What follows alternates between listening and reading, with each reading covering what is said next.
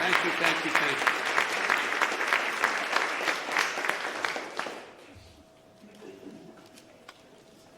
Susan, progress is possible. We're moving. Good afternoon, everyone. I said from the beginning of my campaign, Madam Speaker, that the campaign for president throughout, and you would call me and tell me, keep it up, was about bringing people together, about uniting the country. We need to unite as one people, one nation, one America. And that was the thing I was most often criticized about, saying, how can you unite the country? We must unite the country. I said it in my kickoff speech in Philadelphia. I said it again when I spoke at Gettysburg, and I emphasized it in my inaugural address. A lot of people, press to elected officials, were somewhat skeptical of what could be done. It's just beginning, but I'm confident we can do this and so much more. And I believe with every fiber of my being that there are simple core values and beliefs that should bring us together as Americans. One of them is standing together against hate, against racism, the ugly poison that has long haunted and plagued our nation. Today, I can say that because of all of you, many of you sitting right in front of me, you've taken that first step. It's an important step. I'd like to thank the Congress and the members who are here today, Democrats and Republicans, who came together to get the COVID-19 Hate Crimes Act on my desk. Well, on a desk I'm about to sign on. But I want to thank the Majority Leader Schumer, and I want to thank Speaker Pelosi for your leadership. I also want to thank the leader from the state of Kentucky for letting it go forward. It's important. It's important. Most of all, Maisie, or Senator, I called you Maisie. I apologize, Maisie. I call Chuck anyway. Senator Hirano, Senator Tammy Duckworth, who helped deliver this 94-1 vote. When you get involved, Tammy, you don't screw around. You just 94-1. State Representative Grace Meng and Judy Chu, who helped deliver a 364 to 62 vote in the House of Representatives. That's incredible. I also want to thank, as I said, Republican members in Congress for their leadership, including Senator Moran and Senator Collins. I also want to thank as I said, to all of the folks, all the people here today who are involved, and those of you, whether you're in the Congress or not, supporting this effort. I say thank you, thank you, thank you. We got a lot more to do. But we simply haven't seen this kind of bipartisanship for much too long in Washington. You're showing that our democracy can work and deliver for the American people. Just days after the mass shooting in Atlanta area, the Vice President Harris and I, we went down to Atlanta to meet with Asian Americans and the community across Georgia. It was a raw and emotional visit we had. We heard about their pain, their fear, anger, and all that existed in the community, and the feelings were about those feelings that they felt invisible, not seen. We heard how too many Asian Americans have been waking up each morning this past year genuinely fearing for their safety, just opening the door and walking down the street, and safety for their loved ones. The moms and dads who, when they let their kids out the door to go to school, were worried. Attacked, blamed, scapegoated, harassed during this pandemic. Living in fear for their lives, as I said, just walking down the street. Grandparents afraid to leave their homes, even to get vaccinated, for fear of being attacked. Small business owners targeted and gunned down. Students worried about two things: COVID-19 and being bullied. Documented incidents of hate against Asian Americans has seen a shocking spike, as the Vice President has outlined at the front of her comments, let alone the ones that have never been reported. Gut-wrenching attacks on some of the most vulnerable people in our nation, the elderly, low-wage workers, women, brutally attacked simply by walking outside or waiting for a bus.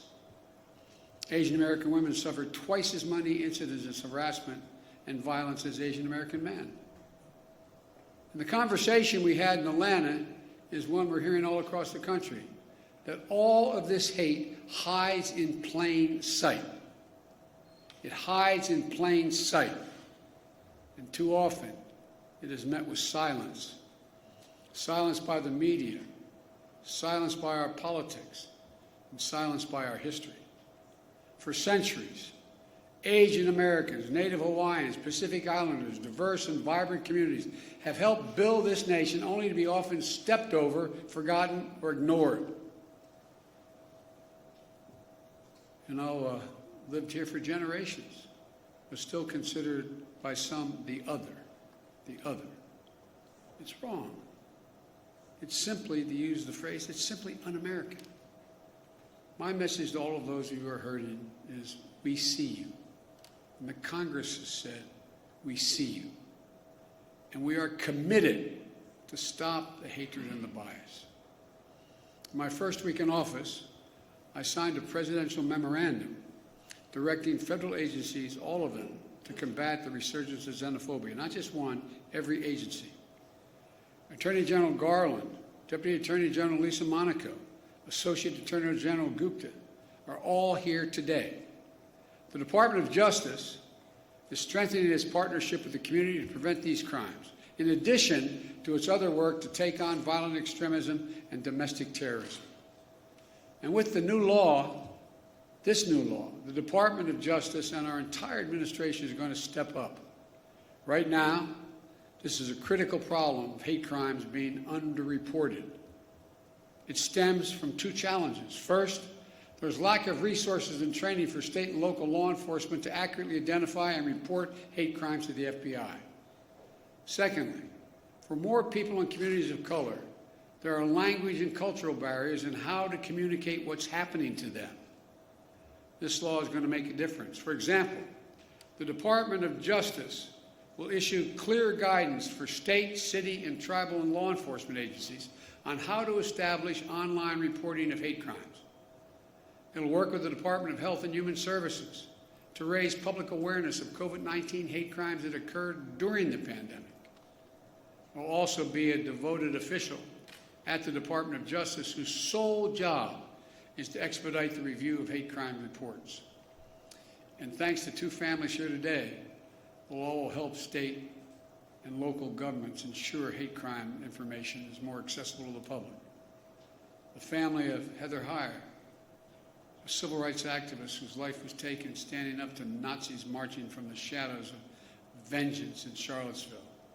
And the family of Khalid Jabara, a proud son of a family who's immigrated from Lebanon in search of new beginnings, who was gunned down in front of their home here in America, the United States of America, by a neighbor fueled by hate. Khalid and Heather were murdered on the same day, 1 year apart. Instead of sharing the dreams they had for their children, both families share profound grief. And they've shown incredible courage to turn their pain into purpose. I hope you'll not be offended, but I ask both families to please stand.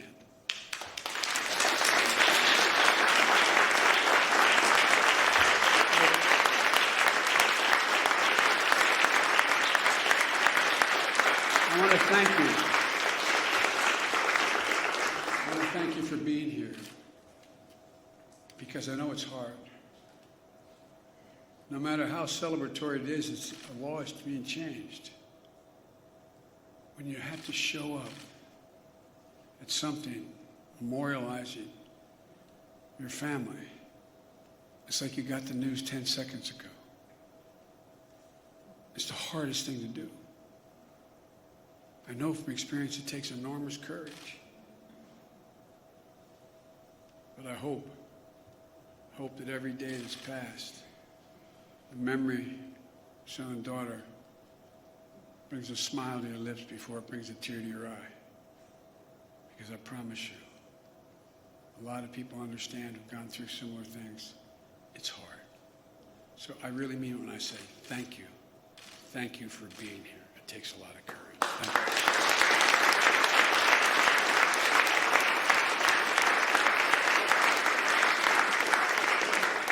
Because of you, the amendment named in honor of Khalid and Heather is now law to make sure that hate crimes are more accurately counted and reported, and hopefully leading to a continued focus on ending these crimes. And will provide resources to create specialized hate crimes units that will also help states create hotlines for hate crimes at state and local levels that will be accessible for people with limited English proficiency. And it provides resources for training for state and local law enforcement to identify, investigate, and report these heinous crimes. But of all the good that the law can do, we have to change our hearts. We have to change the hearts of the American people. Hate can, I mean this from the bottom of my heart, hate can be given no safe harbor in America. I mean it, no safe harbor. It can't be dismissed like, well, that's just what happens. My sister Valerie and I talk about it all the time. You've got to speak up. Speak up and speak out. It's on all of us together, to make it stop. My message is to all of those who think this doesn't matter to them, or this is not a problem, look around. Look in the mirror. Look in the eyes of your children. Every one of us are lessened. Every one of us are lessened. And we're all hurt by this hate. It has a way of seeping sort of through the cracks in the communities and children who, in fact, wouldn't have crossed their mind. Words have consequences, as the senator knows. He preaches it. He understands it. Consequences. But silence is complicity. Silence is complicity. And we cannot be complicit. We have to speak out. We have to act. That's what you've done. And I can't thank you enough. I'm proud today. I'm proud today of the United States. I'm proud today of our political system, the United States Congress. I'm proud today that Democrats and Republicans have stood up together to say something. Let me close with this. Grief, as we all know, is universal. But so is hope. So is love. Sounds corny, but it really is. It really is. And hope and love can be contagious. We're the United States of America. We're good and decent people. We're unique among all nations in that we are uniquely a product of a document, not an ethnicity, not a religion, not a geography, of a document. And think about this, I'm being literal. Uniquely a product of a document that says we hold these truths to be self-evident, that all men and women are created equal, endowed by their Creator with certain inalienable rights, including life, liberty, and the pursuit of happiness. Every time we're silent, every time we let hate flourish, we make a lie of who we are as a nation. I mean it literally. We cannot let the very foundation of this country continue to be eaten away like it has been in other moments in our history and happening again. I looked at this law that you all passed as maybe the first break, the first significant break on a moment in our history that has to be turned around. Not Democratic, but has to be turned around. As a consequence, we should do what is required by the obligations of this democracy. by our faith in God and our faith in each other, to do justice, to love mercy, to walk humbly, and as fellow human beings and fellow Americans, remember, we're unique in all of history as a nation. This is the United States of America, for God's sake.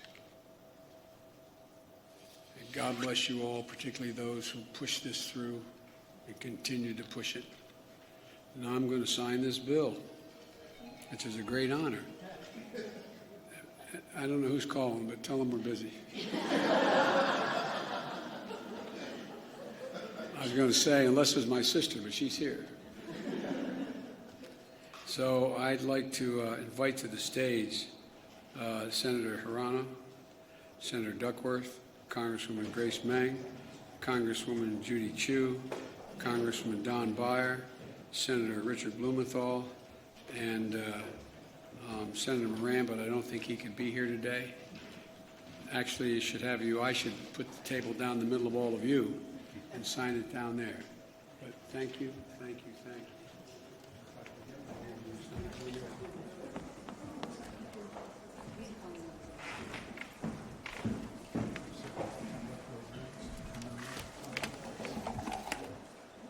All right.